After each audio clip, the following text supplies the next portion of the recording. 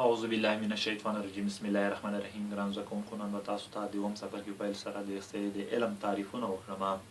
لومړی د احصایې د علم لغوي تعریفونه.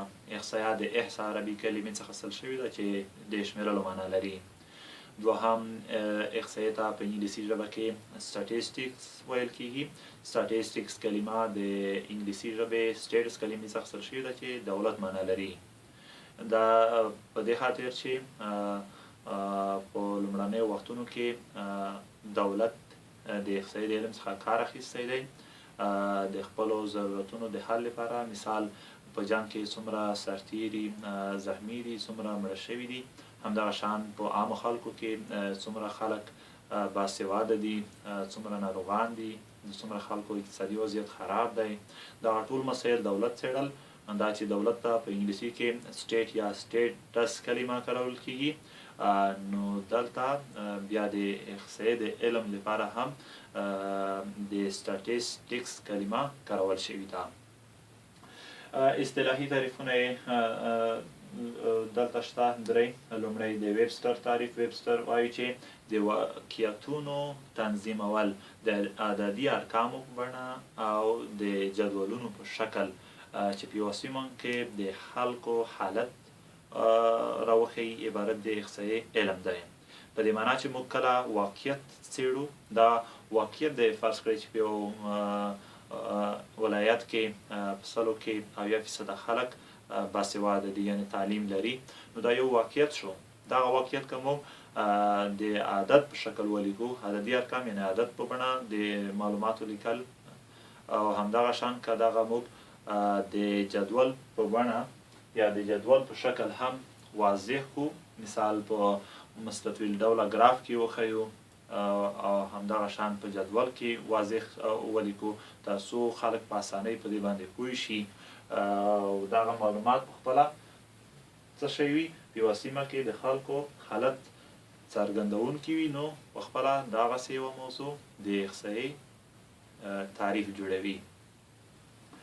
کراکسن او کاوډن تعریف دغسې دی چې احصایه د ساینس یوه برخه ده چې د ارقامو یا د عددي ارقامو د راټولولو، تحلیلونو او وړاندې کولو څخه بحث کوي. په دې معنا چې احصایه هم د ساینس په شکل تجربوي اړخ لري. د معلوماتو یا د عددي ارقامو د راټولولو، تحلیلونو او وړاندې کولو څخه بحث دی یا د سره کار دی. د عددي ارقامو راټولول په دې معنا چې لکه مخکې مې یادونه وکړه چې په یو ولایت کې څومره خلک باسواده دي، دغه عددي رقم شو چې موږ یې راټولوو.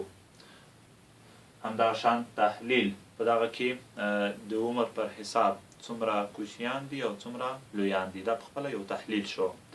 همدغسې وروستۍ خبره دا ده چې وړاندې کول.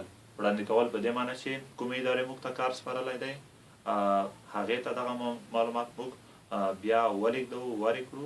نو دغه ټول دغه درې واړه موضوعات د احصایې تعریف جوړوي. په ساده او معمولي مفهوم سره د احصایې تعریف دا دی چې احصایه د ارقامو او شمېرنې هغې مجموعې ته وایي چې د چاپېریال یا د انسانانو د فعالیتونو په اړه وي. یعنې هغه ارقام او شمېرنې چې یا د چاپېریال سره اړیکه ولري یا د انسانانو په اړه وي، په عموما کې د دې سره اړیکه لرونکی علم پخپله احصایه دی. وروستۍ خبره دا په یاد ولرئ چې احصایه ډېر زیات ارزښت لري په ننني عصر کې. یو لنډ مثال یې دا دی چې په افغانستان کې هر هغه ولایت چې زیات نفوس ولري، زیاته بودیجه د مالي کال په حساب ورته ځانګړې کېږي. نو نفوس شمېرنه پخپله د احصایې د علم کار دی. خو د احصایې د علم لپاره یوه مهمه خبره بیا دا ده چې دقت. که د احصایې په علم کې یا د احصایوي معلوماتو په راټولولو کې، تحلیلولو کې دقت څخه کار وانخیستل شي، د احصایې علم بیا هېڅ ګټه نه لري. ګرانو زده کوونکو، درس د په همدغه ځای بس وي. بیا چې له یوه نوي درس سره حاضرېږم. د الله په امان.